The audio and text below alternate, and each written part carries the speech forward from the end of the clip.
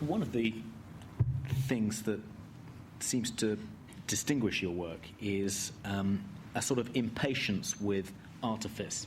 So rather than have an actor play an actor, you just have John Malkovich seemingly playing himself, and that seems to be symptomatic of a kind of what is new and why your work is a departure, and that's obviously much more of a theme in adaptation.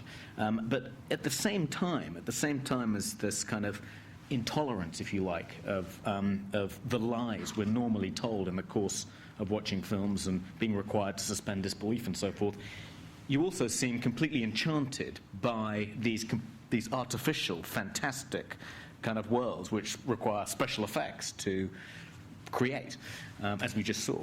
I mean, is that a paradox, or am I reading too much into that?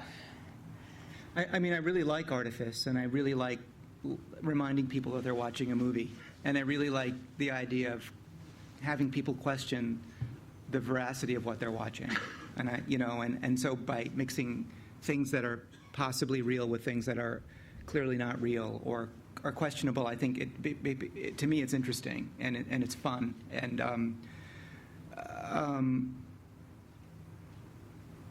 I don't see it as a paradox, I guess. I mean, I've always liked the fake world, and I like sets, and I like, illusion and all that stuff. But I don't like being lied to, and I think in a way I think that movies lie a lot, and maybe I'm trying not to lie in some of these things by saying that I am lying, then I'm not lying anymore. If that makes sense.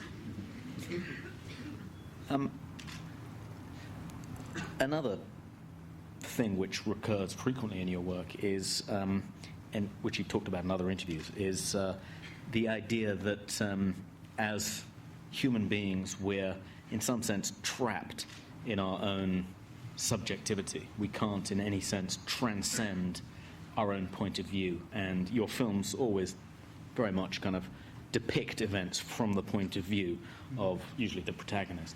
But in being John Malkovich, was this a kind of fantasy about how we might escape this kind of solipsistic world? We could actually climb into someone else's brain and experience things. Yeah, I mean, I think there's two sides to feeling that way, and one is that it's a recognition that that's just the truth, that we're, each of us is an organism, and we have, sense organs, and we perceive the world through them, and it's not the world as it is that we're perceiving, it's the world as it's translated by this mound of material in our heads. And I think that I've often wanted to be someone other than I am. That's a common feeling that I have, and I think that was and maybe because I'm so aware that I am me and that I'm limited by being me, and I'm limited by people's perception of me. How I am in the world is how I'm treated, or you know what I mean. And so I think that initially the idea of finding a portal into someone's brain was kind of an idea that appealed to me, and then I made a joke of it, which maybe is somewhat defensive, but it's probably where it came from. My impetus was, okay, I've got this screenwriter who is working on a script, and he has no friends and no social life, and there's nothing dramatic about that. I didn't know how to show it, so I thought, okay, it's really, that stupid identical twin idea that people always do in movies, I thought was really funny. So I thought, okay, I'll give him someone to talk to, and it'll be him. And then once I did that, I thought, okay, his brother's a dope, because it's fun to write dopes, And then I thought, oh, what if he wants to do what Charlie? It just sort of like progressed, and then I came to a point where the screenplay, it sort of like started to write itself, and the screenplay then becomes the subject of the screenplay, and the transformation of the screenplay into this questionable thing became part of the collaboration that Charlie eventually did with his brother, and it just fell in place, and it was fun. And I went from being stuck, really unable to write for months, to being really excited about it. Like the character, like Charlie Kaufman in the film. You actually had writers. No, because he doesn't become excited about it. He gets blocked at one stage. What I mean. He takes his brother in, and allows his brother to finish the screenplay, basically. So Charlie in the movie has failed, and the screenplay fails, and so the movie fails, which I felt the movie needed to actually really fail in order for that to work, rather than winking at the audience and saying, "Okay, we're failing." Were you disappointed when it didn't? No, I did. It did fail. It did fail. It didn't win. It became this thing that didn't resolve itself in the same form or at the same level that it started, and that was intentional. It went into this other world. Everything that he said he didn't want to do obviously happened. All of these cliches happened, but they happened really. I mean, we really, Spike and I really tried to do them. We tried to make the relationship with Amelia feel like a lovely movie thing and all that stuff. So it's almost like, when the movie's over, you're kind of pleased, but you're kind of like, I don't know. I mean, the goal was to sort of have this sort of like ambivalence at the end. Did working with a big box office star present any difficulties for you? I mean, did he try and change anything? No. I think he was great. I think he came to this, and I think it's always been the case with the people who worked on these movies. Jim came to it because he wanted to do this movie, and he had met with Michelle before, and was like Michelle, and actually, the first time I met him was the first rehearsal, and he came in, and he was wearing a hat very similar to that, and he needed a shave. And I was, I just had a real sigh of relief when I saw him, because I just pictured this very rubber-faced, hair thing guy. And he looked like a person. He looked really cool. And, Michelle and I, after the thing, said, okay, Jim wears no makeup, and he always needs a shave in this movie. And he agreed to that. And I think it does a lot to humanize him, and I think he was available throughout the production to try to do the part rather than to try to be Jim Carrey. Do you find it easy to preserve some element of control in the filmmaking process, given the level at which you're working? I mean, a lot of writers, are reluctant, wary of doing films with Hollywood production entities and with big stars, because they feel like they will lose control. But what's the alternative? I mean, that's who you have to do them with. When Spike Jonze said he wanted to do Being John Malkovich, I had no idea who he was, and I didn't care. It was like someone wanted to make my movie, and it turned out to be a good thing, and it turned out to be like a really fruitful collaboration for both of us, I think. But you're trying to get your career going, and then I had this person who I trusted, and I had made another movie with him, and then I had a relationship with Michelle Gondry, which was also collaborative, and we did 2 movies together, and I think that's what you need to find. You need to find people who are allies, who you trust, and I think I've had pretty good luck, and I think it's the same with the actors. As I said, they've all come, I think, with the right spirit.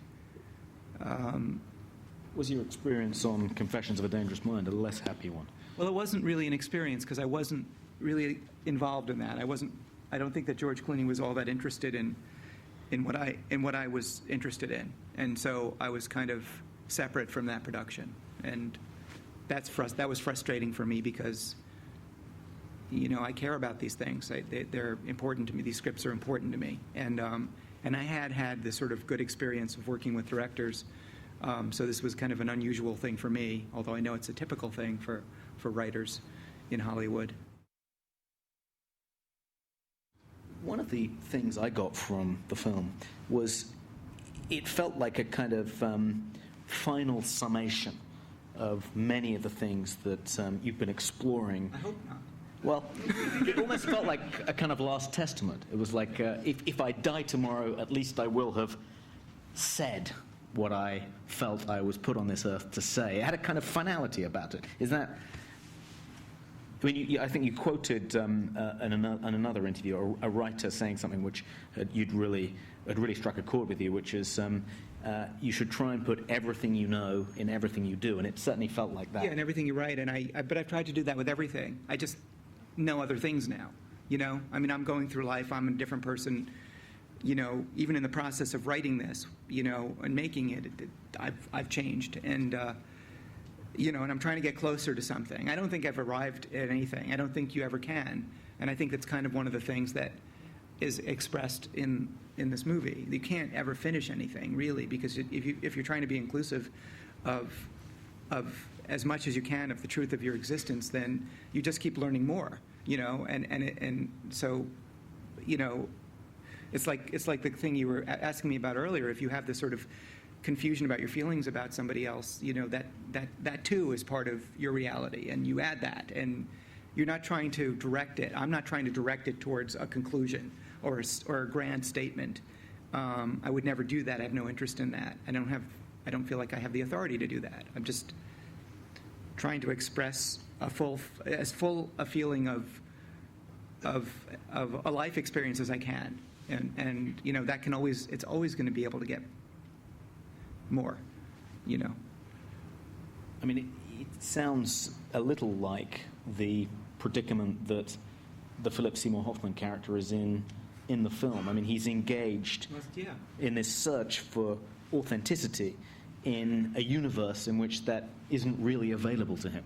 I mean, it's as though he's constantly groping for it, but just missing, because he doesn't quite know exactly what it might consist of.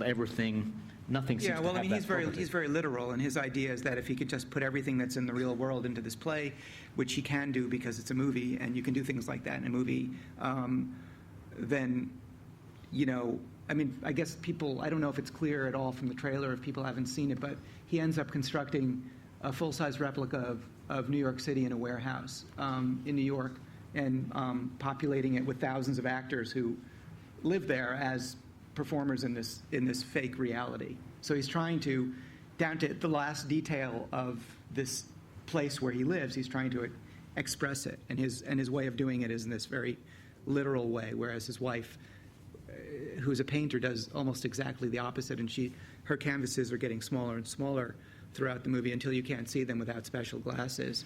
And so there's a question of how does one express, I guess, something. But yeah, I don't think he's getting there. But he's trying to approximate things, which I actually like. I like the idea of a big fake New York. I mean, that appeals to me too. I would do it if I could. Yeah, initially I took it to be just a metaphor for building a film set, which is supposed to be New York in New York. But actually, it's not exactly that, is it? It's if the technology was available for you to actually recreate New York in a large enough warehouse, you'd probably do it, right? Well, but the thing is, I mean, where this movie kind of moves away from what is possible is that this warehouse exists within New York City, and yet inside of it is big enough to build an entire full-size replica of New York.